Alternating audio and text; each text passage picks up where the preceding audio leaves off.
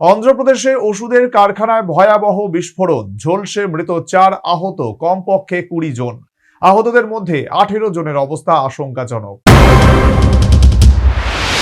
অন্ধ্রপ্রদেশে ওষুধ তৈরির প্রতিষ্ঠানে ভয়াবহ বিস্ফোরণ, ঘটনার জেরে ইতিমধ্যে আহত হয়েছে 18 জন।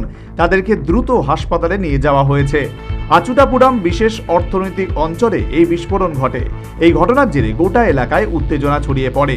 এদিন দুপুরে লাঞ্চ টাইম চলার সময় এই বিস্ফোরণের ঘটনা হয়। যে কারখানায় বিস্ফোরণ হয় সেটি একটি ওষুধের কারখানা। বিস্ফোরণের পর স্থানীয় গ্রামবাসীদের মধ্যে উত্তেজনা ছড়িয়ে পড়ে। তারা চারদিকে ছোটাছুটি শুরু করে দেন।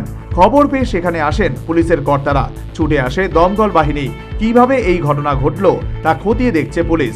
এই রকম একটি জায়গা যেখানে অনেক মানুষ থাকে, সেখানে এমন একটি বিস্ফোরণের ফলে আরো ভয়ঙ্কর অবস্থা হতে পারত। শুরু হয়েছে তদন্ত।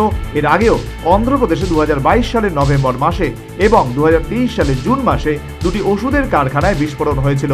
দুটি ঘটনাতেই বেশ কয়েকজনের প্রাণহানি এবং আহতের ঘটনা ঘটেছিল।